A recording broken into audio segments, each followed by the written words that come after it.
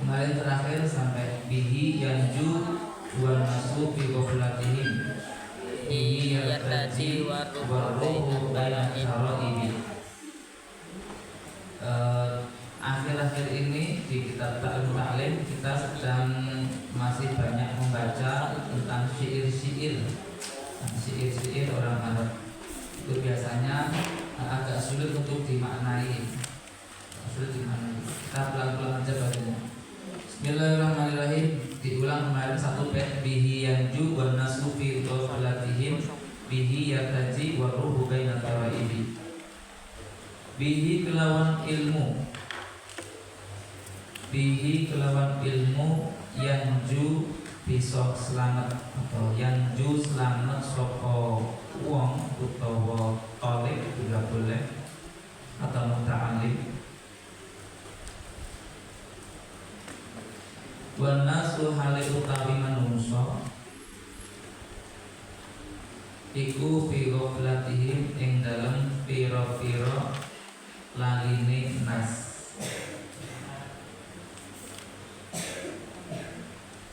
Bihi kelawan ilmu yang kaji bisa ngarep-arep sapa wong utawa talib. Warruhu hale utawi roh utawa jiwa iku bainat dhara'ibi ing dalem antarane pira-pira balunge dodo. Nah, kemarin kan terakhir itu di sini kan masih menjelaskan tentang babnya kesungguhan dalam mencari ilmu, yaitu bab dalam menjelaskan kesungguhan mencari ilmu. Sehingga kemarin itu terakhir-akhir termasuk metode atau cara menuntut ilmu dikatakan yang bagi an yut'iba nafsahu ala tahsili wal jiddi wal mu'adzabati bi ta'ammul fi fadlil ilmi. Yang terakhir itu menjelaskan bahwasanya seyuknya, sebaiknya bagi pelajar atau santri itu untuk membuat dirinya capek dalam menghasilkan ilmunya, dalam mempelajari ilmunya, dalam bersungguh-sungguh belajarnya. Nah, jadi kalau kita itu benar-benar ingin bisa menghasilkan ilmu kan dengan sungguh-sungguh. Nah, sungguh-sungguh dalam belajar itu yang seperti apa? Yaitu ketika kita itu bisa membuat badan kita itu capek untuk belajar. Kira-kira sudahkah pernahkah kamu itu merasa capek karena capeknya itu belajar, karena capeknya menghafal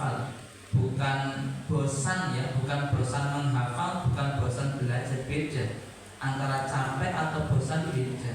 Nek bosan kan cuma 5 menit 10 menit bosan, males. Cuman kalau capek itu sampai 1 jam lebih, bahkan mungkin sampai 2 jam atau lebih, itu capek. Saking capeknya sehingga tidur dia itu tidak terasa. Sehingga tidur tidak terasa, nanti tidur 6 jam 4. Kalau tidur pas lekar ngono karo nyekel kitab napalke. Itu beda. Nek males 5 menit 10 menit pol-polis 4 jam ke di samping ngobrol wis bosen, beda ya. Nah mungkinkah saat ini yang pernah kamu rasakan, sering kamu rasakan kan bosen lah ya. Maca 10 menit napalke wis tinggal ngobrol karo kancane nang sampinge, akhirnya malah ngobrol karo ngidul kok ngono. Undang kancane kon maem, undang kancane dijak ning ndi turu ngantuk kesel. Nah kapan ngapal kene? Apa menghafalkannya kalau kamu seperti itu? Nah ini termasuk cara bersungguh-sungguh dalam mencari ilmu adalah membuat badan kita itu capek dalam belajar, membaca ataupun menghafal. Jangan membaca atau menghafal kemudian bosan. Nah beda ya, kita harus bisa bedakan antara bosan dan capek karena menghafal atau membaca tadi. Nah, maka dari itu jadilah kamu itu santri atau pelajar yang bisa mencapekkan badannya karena belajar, karena banyak menghafal. Nah, nek capek itu kadang kalau tidur nggak terasa, nanti nanggur meja turu, kalau nyekel pensil, nyekel apa pulpen. Karena seperti itu ketiduran. Jadi tidurnya itu bukan mapan tidur, ketiduran. Nek bedone nek kowe kan memang mapan tidur, burung ngapalke, burung maca tapi wis mapan turu. Ana ora? Bangi ya kata. Kira kocok dhewe kae ketokane. Nah, kemudian di sini dikatakan bihi yanju wa nasu fi ghaflatihim. Dengan ilmu seseorang itu akan selamat dari api neraka. Artinya yanju itu selamat dari api neraka, selamat dari siksaan akhirat nanti. Nah, dengan ilmu orang itu akan selamat dari api neraka, selamat dari siksaan neraka. Karena dengan ilmunya dia beramal, kemudian banyak beramal tentunya amal kebaikan, amal ketaatan kepada Allah Subhanahu wa taala sehingga menjadikan dia dijauhkan dari neraka. Wa nasu fi ghaflatihim, sementara manusia yang lainnya itu masih dalam kelalaiannya atau terjebak dalam tipu dayanya. Bihi yartaji, kemudian dengan ilmu itu bisa berharap sesuatu yang baik, sesuatu yang manis. Dengan ilmu kita berharap ilmu kita akan bermanfaat, berharap dengan ilmu itu kita akan memberikan bisa menolong kepada orang lain. Dengan ilmu kita bisa banyak beribadah, banyak mengenal kepada Allah Subhanahu wa taala, sehingga banyak harapan yang kita harapkan yang akan kita dapatkan, harapan-harapan manis. Kemudian bihi yashfa'ul insanu man roha asyan, bihi kelawan ilmu yashfa'u bisa nulungi sapa al insanu manungsa man ing wong roha kang lunga utawa kang budal sapa man asyan hale wong kang maksiat ila darkin nirani maring tingkatane to lapisane neraka syarril awaqibi ya elek-eleke pira-pira siksaan.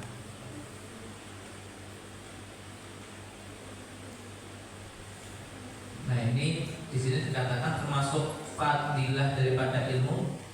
Tadi kan dikatakan bahwasanya kita itu sebaiknya membuat capek badan kita untuk belajar itu termasuknya itu dengan jalan ta'amul fi fadha'il ilmi, yaitu angan-angan tentang keutamaan ilmu. Nah itu agar kita itu bisa belajar dengan semangat, belajar dengan sungguh-sungguh, yaitu dengan jalan berangan-angan akan keistimewaan ilmu. Ayo kita angan-angan, dipikir-pikir, ya Allah, Masya Allah, ilmu itu fadilahnya sangat besar sekali, keutamaannya sangat banyak sekali. Sehingga kita kalau tahu akan keutamaannya, maka kita akan timbul rasa giat, rasa ingin tahu tentang ilmu. Termasuknya kan dalam satu hadis itu dikatakan, man salaka thariqan yaltamisu fihi ilman sahalallahu lahu thariqan ilal jannah. Barang siapa yang berjalan dalam satu jalan untuk mencari ilmu, untuk menuntut ilmu, maka Allah akan mempermudahkan dia jalan menuju surga. Siapa orang yang hidup di muka bumi ini kan mestine angan-angannya pingin masuk surga, karena surga itu merupakan tempat yang sangat nikmat, tempat yang sangat enak. Di situ semua serba ada, makanan yang ada di dunia ini atau di negara Indonesia ini, di sana juga ada. Pengen daging, sate, pengen gulai, pengen buah pokok, apel, semangka, anggur, ada semuanya. Tinggal kamu miliki, orang dadak tuku, orang dadak jaluk, tinggal ambil saja. Bahkan rasanya itu enak dibanding daripada makanan yang ada di dunia. Nek makanan dunia itu kan dimakan nek okeh marai perut sakit, enggak? Nek perut sakit biasanya mencret, kayak itu pakaian sambel, pakaian apa kan, mencret sakit perut aja. Itu makanan dunia. Kalau makan di surga itu enggak seperti itu. Semakin kita makan itu tambah enak. Nanti makanan kita tambah enak lagi. Dan tidak ada yang namanya sakit perut sampai mencret, enggak ada. Itulah kehidupan di surga seperti itu. Enggak ada bosannya, enggak ada sakitnya, enggak ada apa-apa, enak dan enak. Sehingga merupakan kehidupan tujuan seluruh umat Islam di dunia ini. Nah, kalau kita memang tujuannya surga, setidaknya kita juga harus tahu akan jalan surga. Yaitu dengan apa? Dengan cara kita mengaji. Bagaimana kita itu bisa menuju jalan ke surga. Nah, dengan sholatnya, dengan puasanya, dengan sodakohnya, dengan banyak membaca Al-Qurannya, dengan banyak baca zikirnya, yang tentunya semua itu kita akan tahu tentang ilmu daripada semua itu, yaitu dengan mengaji, dengan belajar. Nek orang ngaji, orang belajar, dia bakal ngerti apa nih rukun Islam, ono piro, rukun poso, ono piro, syaratnya apa wae orang ngerti. Memang harus diaji. Tapi banyak sekali anak-anak itu yang tidak peduli dengan hal-hal seperti itu. Bahkan pas ngaji wae kita kone ora bisa. Apa meneh kita ditutup, dibuka lho, kita kone ora bisa. Apa meneh kita ditutup. Nah, itu suatu hadis yang menjelaskan termasuk fadilah daripada mencari ilmu. Barang siapa yang mencari ilmu, maka Allah akan memudahkan dia di jalan surga. Dan ada itu di hadis juga yang menjelaskan bahwasanya orang yang mencari ilmu itu akan didoakan oleh makhluk-makhluk Allah Subhanahu wa taala, sehingga makhluk yang ada di lautan itu akan mendoakan ampunan untuknya. Jadi orang-orang yang mau mengaji, belajar agama itu akan selalu didoakan oleh makhluk yang hidup di lautan. Padahal makhluk yang ada dalam lautan itu lebih banyak daripada makhluk yang ada di daratan. Makhluk-makhluk yang hidup di dalam lautan itu lebih banyak makhluk-makhluk yang hidup di daratan. Itu semuanya akan ikut mendoakan, memohonkan ampunan kepada orang-orang yang mau belajar agama Islam. Makanya kamu dalam mengajinya itu harus sungguh-sungguh, harus sungguh-sungguh. Biar apa? Biar ikut serta didoakan, mohon ampunan oleh para makhluk-makhluknya Allah Subhanahu wa taala, sehingga makhluk di dalam laut pun juga ikut mendoakan. Kemudian di hadis lain itu ada juga bahwasanya orang yang mencari ilmu itu akan selalu mendapatkan lindungan dari para malaikat. Bahwasanya orang yang mau belajar mengaji ilmu agama, maka para malaikat akan selalu melindunginya. Sehingga dalam kitab I'anatul Thalibin itu ya, di dalam Syarah Fathul Mu'in dijelaskan orang yang meninggal dalam keadaan belajar, seumpama di pondok terus kena sakit meninggal, seumpama ada yang seperti itu. Nah itu di kitab I'anah disebutkan maka matinya itu termasuk mati syahid. Maka matinya termasuk mati syahid. Mati syahid kan itu imbalannya atau balasannya adalah surga. Mati syahid ya, mati syahid. Dulu pernah ada teman di pondok itu anaknya pinter banget, segep dari kelas 1 madrasah sampai selesai itu juara 1 terus. Dia rajin, orang neko-neko, nggak pernah ngomong kotor, nggak pernah banyak gojekan. Dia itu rajin. Anaknya ya kadang ya bermain sama temennya biasa, cuma tidak terlalu banyak bermain. Dia punya waktu sendiri untuk menghafal, punya waktu sendiri untuk belajar, sehingga dia naik ujian ikhtibar itu selalu juara 1 terus. Nah kemudian pas liburan dia pulang sakit, dan sakitnya itu menyebabkan dia meninggal dunia. Nah orang yang anak yang seperti itu kan termasuk anak yang meninggal dalam keadaan sedang mencari ilmu, maka dia termasuk golongan orang yang meninggal secara syahid. Makanya jangan khawatir kalian mondok di sini, belajar di sini, sing tenanan, ya bukan terus njaluk mati ke ya ora ono kowe. Kan itu cuma gambaran saja saumpama, tapi tidak harus sing mati nang. Saumpama ada anak siapa saja yang dalam keadaan belajar kok meninggal, maka dia akan belum mati syahid. Sampai pengen mati nanti. Nah itu termasuk fadilah-fadilah atau keutamaan daripada mencari ilmu. Kemudian faman romahu romal ma'ariba kullaha wa man hazahu qad haza kullal maqariba. Faman mongko utawi sapane wong, faman mongko utawi sapane wong iku romahu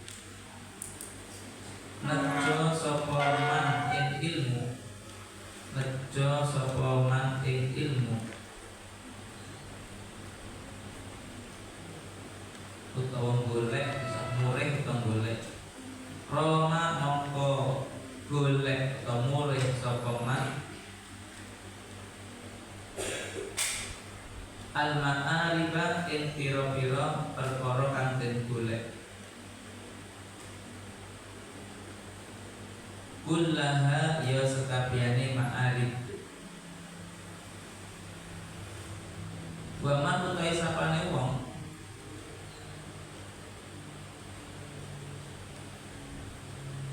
iku hazahu merkoleh sapa man ing ilmu, qad haza mongko teman-teman merkoleh sapa man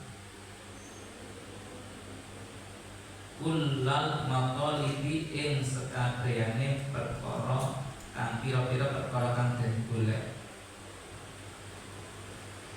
Nah, sini dikatakan faman romahu romal ma'ariba, romal ma'ariba kullaha wa man hazahu qad haza kullal maqaliba. Barang siapa yang tujuannya adalah ilmu untuk menuju segalanya, nah maka barang siapa yang mendapatkan ilmu berarti dia mendapatkan segalanya.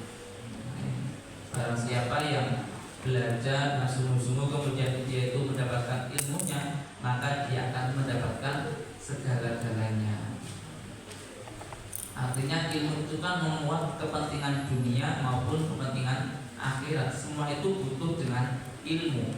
Yang di dunia banyak sekali yang harus dengan ilmu. Seorang dokter itu kan juga harus dengan ilmu. Nggak mungkin terus dokter itu meriksa orang sakit dengan dengan tanpa ilmu ngawur nggak ada.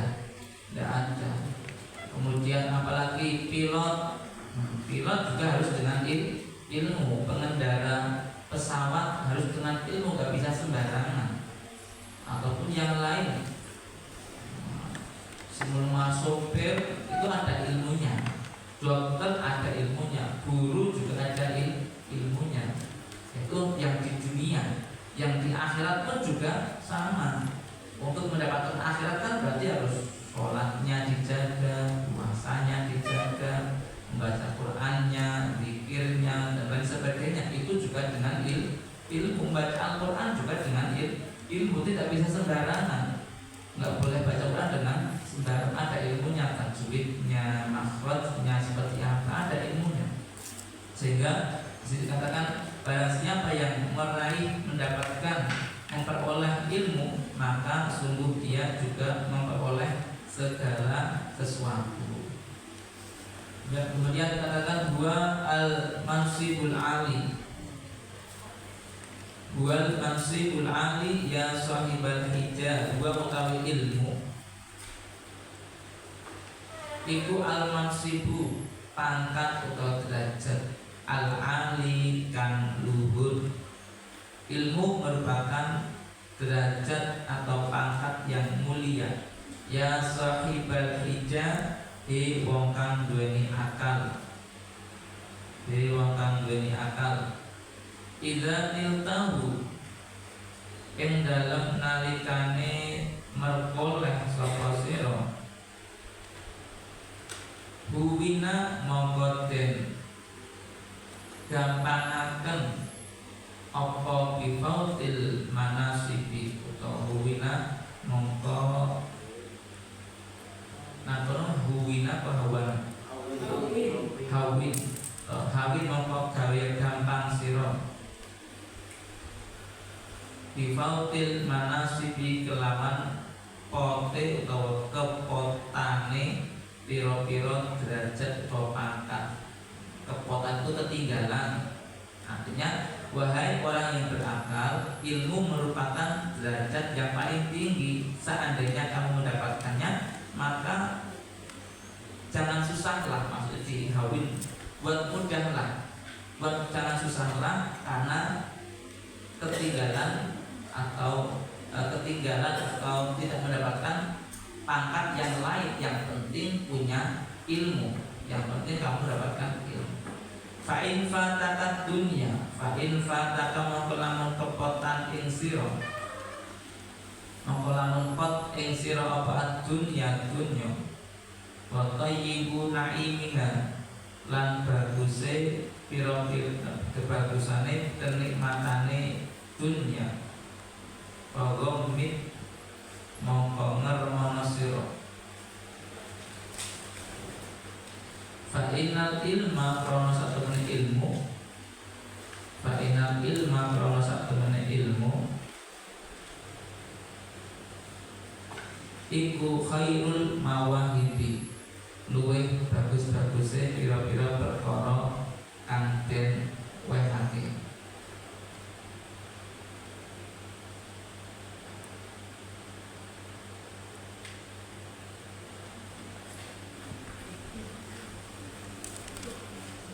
Jadi ilmu itu memang harus didapatkan dengan sungguh-sungguh, dengan ketekunan, dengan ya otomatis nek kita itu sungguh-sungguh tekun kan badannya capek.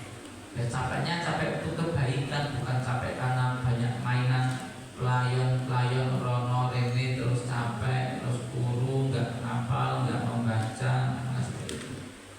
Itu ada satu cerita, itu bahasanya ulama zaman dulu ada yang mengatakan, itu Yahya bin Katsir mengatakan, la yastatahu al-ilmu bi rahatil jisim, la yastatahu ilm bi rahatil jisim, tidaklah mampu menguasai ilmu dengan enaknya badan. Jadi ilmu itu tidak bisa diperoleh, tidak bisa dikuasai dengan badan yang enak. Partai enak-enak terus mangan enak, turu enak, minum enak, belajar enak, tapi nggak ada yang enak. Harus dengan harus dengan giat, mengorbankan tenaganya, mengorbankan pikirannya, mengorbankan waktunya. Nggak bisa ilmu didapatkan dengan enaknya badan, nggak bisa. Harus giat sehingga dia capek dengan belajarnya. Kemudian ada yang menceritakan bahwasanya seorang dikatakan ya, lisanul hal ilmi yakul aktini kullaka uktika ba'di. Aktini kullaka uktika ba'di. Nah, ini seandainya ilmu itu bisa berbicara, maka dia akan mengatakan aktini kullaka, berikanlah saya semua anggota badan kamu, semua yang kamu miliki. Artinya ilmu itu meminta apa yang kamu miliki untuk diberikan kepada dirinya, pada ilmu. Sehingga ilmu mengatakan uktika ba'di, kalau kamu mau berikan semuanya kepadaku yang kamu miliki, maka saya akan memberikan sebagian saya kepada kamu. Tidak semuanya, karena kalau semuanya ilmu itu banyak sekali, jutaan ilmu, dari mulai kitab-kitab fikihnya, kitab sejarahnya, kitab tafsirnya, kitab hadisnya, kitab-kitab syarahnya, itu banyak sekali. Nah, sehingga ilmu itu mengatakan bahasanya berikanlah untuk saya apa semua yang kau miliki, sehingga apabila kamu memberikan semua apa yang kamu miliki kepada saya, maka saya akan memberikan sebagian yang saya miliki kepada kamu. Artinya kita harus banyak berkorban untuk ilmu. Dengan waktu kita korbankan untuk membaca, untuk menghafal, untuk mengulang-ulang. Pernahkah kamu itu mengorbankan waktu kamu untuk banyak belajar kamu? Nah, kadang kan anak itu masih terpaksa, nek orang dipaksa, orang diperabrak, orang mangkang. Besok lagi ora usah nunggu di opera-opera. Wis waktu jame undang-undang makan, undang-undang hafal iki cepet-cepet membaca seperti itu. Orang datang bedino di opera. Terus kan ya kasihan ustaz-ustaz itu ya. Kasihan guru-gurunya.